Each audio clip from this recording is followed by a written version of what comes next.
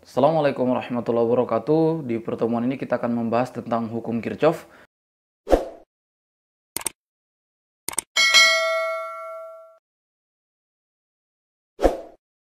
Sebelumnya kita sudah membahas tentang konsep rangkaian seri paralel.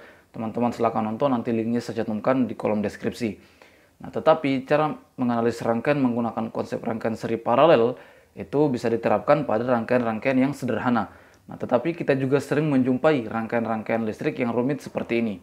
Maka salah satu cara untuk menganalisis rangkaian yang rumit seperti ini adalah dengan menggunakan hukum Kirchhoff.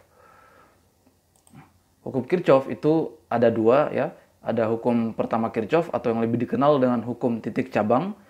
Kemudian yang kedua adalah hukum kedua Kirchhoff atau yang lebih dikenal dengan hukum loop. Nah, kita akan bahas satu persatu. Ya. Yang pertama adalah hukum titik cabang ya. Nah, hukum titik cabang secara matematis sering ditulis dengan I masuk sama dengan I keluar. Maksudnya apa? Nah, misalnya kita punya rangkaian sederhana seperti ini ya. Nah, maka hukum titik cabang atau hukum Kirchhoff yang pertama itu menjelaskan bahwa arus yang masuk pada suatu titik percabangan itu sama dengan arus yang keluar pada titik percabangan tersebut. Nah, ini berangkat dari hukum kekekalan muatan listrik ya, bahwa muatan itu tidak hilang tetapi muatan itu kekal. Kalau dia terbagi maka dia hanya terbagi tetapi tidak hilang ya. Itulah hukum kekekalan muatan listrik kalau kita kaitkan dengan arus listrik ya. Sehingga nah di sini kita punya misalnya ada sebuah sumber tegangan, tentu akan ada arus yang keluar ya dari kutub positif. Ini misalnya I1 ya. Kemudian dia akan masuk ke titik percabangan ya. Ini sini titik percabangan. Maka karena masuk ke titik percabangan maka arusnya akan terbagi kan. Nah, ada yang ke sini kita misalkan I3, kemudian ada yang ke atas atau I2. Sehingga berdasarkan hukum kekekalan muatan tadi bahwa tentu karena hanya terbagi seperti ini, kalau kita jumlahkan I2 dan I3 maka akan sama dengan I1 ya. Makanya di sini ditulis arus masuk sama dengan arus yang keluar pada titik percabangan ini kan. Nah, artinya muatan itu tidak kemana-mana, sehingga kalau kita jumlahkan akan sama dengan I1 ya. Itu maksud dari hukum Kirchhoff yang pertama. Untuk hukum Kirchhoff yang kedua atau yang lebih dikenal dengan hukum loop, secara matematis dituliskan sigma V sama dengan 0. Maksudnya adalah jumlah perubahan beda potensial yang mengelilingi atau sepanjang rangkaian yang tertutup itu sama dengan 0. Nah, maksudnya seperti apa? Nah, di sini saya sudah menggambarkan suatu rangkaian yang sederhana ya. Nah, di sini sumber tegangannya adalah 6 volt, kemudian hambatan pada hambatan atau resistor yang pertama adalah 1 ohm, yang kedua adalah 2 ohm. Nah, tentu tegangan pada hambatan yang pertama itu 2 volt ya. Kemudian tegangan pada hambatan yang kedua adalah 4 volt. Nah, maksudnya apa? Ya, di sini kita bisa tuliskan bahwa untuk memahami hukum Kirchhoff yang kedua ya, bahwa nah di sini sumber tegangannya adalah 6 volt ya. Sehingga kita tuliskan di sini 6 volt. Nah, kemudian pada hambatan yang pertama terjadi perubahan beda potensial kan. Nah, di sini perubahan beda potensial terjadi. Di sini beda potensialnya menjadi 2 volt ya, berkurang. Sehingga di sini saya tuliskan kurang 2 volt ya. Nah, kemudian di hambatan yang kedua juga terjadi perubahan beda potensial menjadi 4 volt kan. Nah, sehingga di sini juga saya tuliskan kurang 4 volt karena berkurang kan dari sumbernya.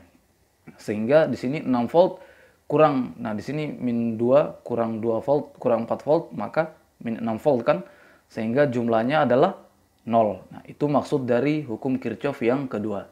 Sekarang kita masuk pada contoh soal. Ini rangkaian yang tadi ya, dan ini besaran-besaran yang diketahui. Ada sumber tegangan di sini, sumber tegangan pertama, ada GGL pertama. Ini hambatan dalam yang pertama ya, pada sumber yang pertama. Kemudian ini ada 3 resistor ya, resistor pertama, resistor kedua, dan resistor ketiga.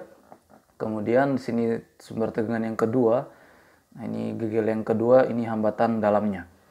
Nah, maka kita akan menganalisis rangkaian ini menggunakan hukum Kirchhoff yang kita sudah pelajari tadi ya. Nah, maka ya, nah di sini kita menentukan arah arusnya dulu ya. Nah, karena kita akan masuk pada hukum Kirchhoff yang pertama, maka kita harus tentukan dulu arusnya. Nah, di sini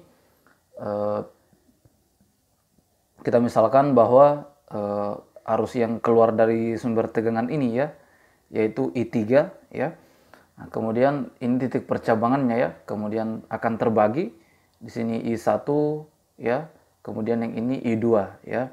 Sekali lagi di sini titik percabangannya ya, kita tentukan di sini titik percabangannya.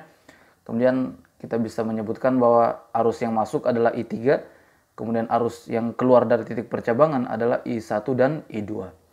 Nah, seperti itu ya. Kemudian sesuai dengan hukum Kirchhoff yang pertama tadi ya, bahwa arus yang masuk pada titik yang percabangan sama dengan arus yang keluar. Maka kita tuliskan I3 sama dengan I1 tambah I2. Nah, kemudian kita masuk pada hukum Kirchhoff yang kedua, menentukan, pertama kita tentukan dulu loopnya ya.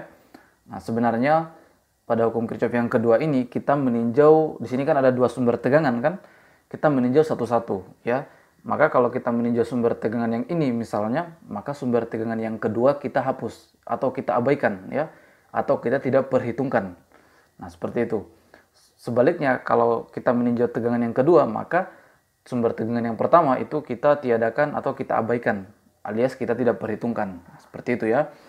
Nah, maka kita bagi di sini loop pertama, loop kedua. Nah, jadi loop pertama maksudnya adalah jangkauan pada sumber tegangan yang pertama ya. Maka kita akan meninjau sumber tegangan yang pertama, misalnya yang ini ya.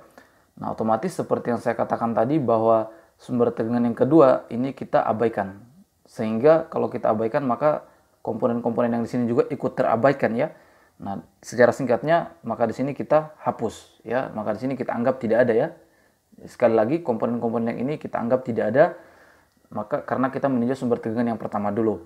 Sehingga loop 1 adalah loop pada sumber tegangan yang pertama, yaitu yang ini. Yang ini ya, ini loop 1. Yaitu jangkauan pada sumber tegangan yang pertama.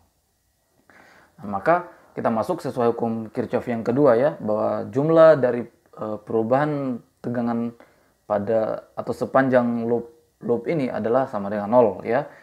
Maka kita tuliskan dulu di sini GGL yang pertama nilainya adalah 80 volt ya. Di sini satuannya tidak perlu tuliskan, 80 volt. Kemudian di sini ada perubahan sumber tegangan ya, yaitu tegangan yang di sini V adalah I kali R kan ya, I kali R. Nah, sebelumnya untuk komponen yang ini ya, komponen yang sepanjang ini arus yang mengalir adalah I2 ya. Sedangkan komponen yang di atas ini adalah arus yang mengalir I1 ya. Sehingga kita menganalisis komponen yang ini menggunakan I2. Nah, di sini penurunan sumber tegangan di sini adalah V I kali R kan, maka I2 kali R1. Makanya di sini saya tulis kurang I2 kali R1 ya. Kenapa kurang? Karena mengalami perubahan ya, yaitu atau penurunan. Nah, di sini I2 kali R1 V ya. Nah, kemudian perubahan sumber tegangan yang di sini, perubahan beda potensial yang ini yaitu I2 kali R1 ya, yang ini I2 kali R1. Nah, kemudian yang di atas ya, yang di atas. Nah, di sini kita lihat arusnya berbeda kan, berlawanan. Kalau ini ke sana, sedangkan I1 adalah berputar ke kanan ya. Nah, karena dia melawan I2 maka harus dia positif atau kita jumlah ya. Jumlah dengan beda potensial yang di R3. Nah, beda potensial yang di R3 adalah I1 kali R3 ya, I kali R kan, I1 kali R3. Karena arusnya berlawanan kan, sehingga kita jumlah. Hasilnya adalah 0. Kemudian 80 kurang, di sini saya bisa faktorkan ya, karena sama-sama punya I2, saya bisa faktorkan seperti ini, tambah I1 R3 sama dengan 0. Maka 80 kurang, nah di sini R1 adalah 1 ohm kan, R1 hambatan dalam pada sumber tegangan yang pertama ya. Kemudian R1 yang ini hambatan pada resistor yang pertama adalah 40. Kalau kita jumlahkan maka 20 ya, ini R2. Ini R1 20, maka kalau kita jumlahkan adalah 20 tambah 1, 21 I2 ya. Tambah R3 adalah 30 ohm ya, maka 30 I1 sama dengan 0. Oke, ini kita misalkan persamaan yang kedua. Yang ini tadi adalah persamaan yang pertama ya. Oke, kemudian kita lanjut. Ya. Selesai loop pertama atau tinjauan pada sumber tegangan yang pertama, kemudian kita masuk pada loop yang kedua atau tinjauan pada sumber tegangan yang kedua. Maka seperti yang saya katakan tadi, kalau kita ingin meninjau sumber tegangan yang kedua, maka sumber tegangan yang pertama kita abaikan atau kita tidak perhitungkan. Maka kalau kita abaikan, maka sepanjang ini akan terabaikan semua ya. Komponen-komponen elektronika yang ada di sini akan terabaikan. Maka loop 2 hanya sebatas ini ya. Loop 2 adalah rangkaian sebatas ini. Ya. Nah, itu jangkauan pada sumber tegangan yang kedua ya, yang ini saja. Sehingga kita mulai hukum Kirchhoff yang kedua, yaitu GGL yang kedua nilainya adalah 45 ya. 45 kurang. Nah, di sini arus yang mengalir di sini ya, arus yang mengalir di sini adalah I3 kan, yang ini. Sepanjang ini adalah I3. Sedangkan yang di sini di luar ini adalah I1 ya. Nah, maka di sini kita menggunakan sama seperti yang di atas ya, yaitu I3 kali R2 ya kurang I3 kali R2 kurang I3 kali R2 yang ini. Atau saya bisa faktorkan menjadi seperti ini ya. Nah, kemudian di sini karena arusnya searah ya, maka di sini kita gunakan tetap kurang ya. Kurang I1 kali R3 ya, searah rangkaian ini ya, atau loop yang ini. Kurang I1 kali R3 ya, kurang karena arusnya masih searah kan, sama dengan 0. Oke, di sini 45 kurang. Nah, di sini kita masukkan persamaannya, kita masukkan nilainya di sini R2 1 ohm, R2 yang ini 40, maka 41 I3 kurang. Nah, di sini R3 adalah 30 ya, maka 30 I1 sama dengan 0. Oke, ini kita misalkan sebagai persamaan yang ketiga. Oke, kemudian ya. Nah, di sini kita sudah menyelesaikan secara fisik ya, secara fisika sudah kita peroleh seperti ini. Maka kelanjutannya tinggal kita olah secara matematis. Nah, ada beberapa cara untuk mendapatkan, misalnya dalam soal kita ingin mencari nilai I1, I2 dan I3 ya. Misalnya kita ingin mencari itu, maka kita bisa memperolehnya dengan menggunakan beberapa cara. Bisa menggunakan substitusi maupun eliminasi. Nah, teman-teman silakan gunakan saja, itu sudah secara matematis ya. Nah, tetapi saya hanya gunakan cara yang seperti ini saja. Oke, dari persamaan yang kedua ini ya, kita bisa peroleh seperti ini kan. Kalau kita mencari I2, maka akan kita peroleh seperti ini.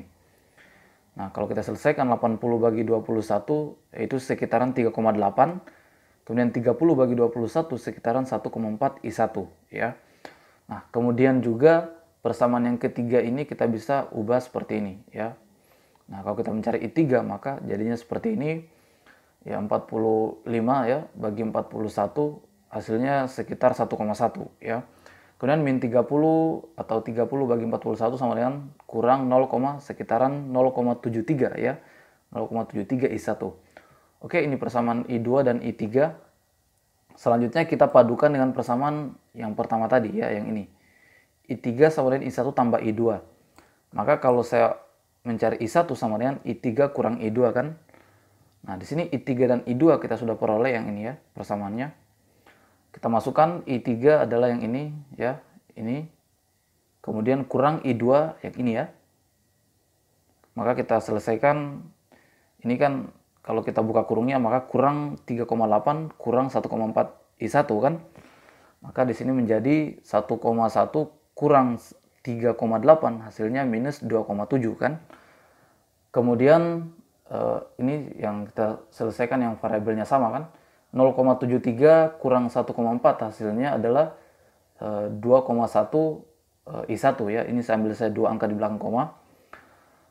Oke, maka ini menjadi, kalau kita pindah ruas kan ya, kita kumpulkan yang sejenis, variabelnya sama I1.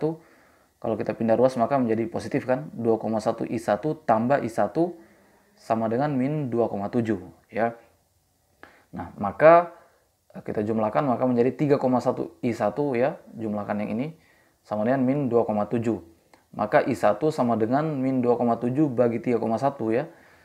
Hasilnya sekitaran min 0,87 ampere ya.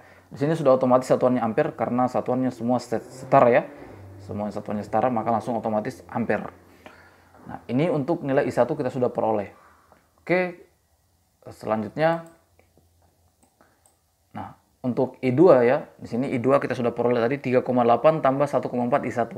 Tinggal kita substitusikan persamaan I1 yang kita sudah peroleh ke persamaan ini. Sehingga jadinya seperti ini ya, 3,8 tambah 1,4. Nah, ini nilai I1 tadi. Maka kalau kita selesaikan hasilnya sekitar 2,6 ampere. Nah, kemudian untuk I3 ini kita sudah peroleh juga persamaannya, tinggal kita substitusikan nilai I1 tadi ya ke sini. Maka menjadi 1,1 kurang 0,73, ini nilai I1 tadi ya. Nah, sorry, nilai kesalahan ya. Harusnya ini adalah 0, ya, ini harusnya 0,87 ya. Ini harusnya 0,87.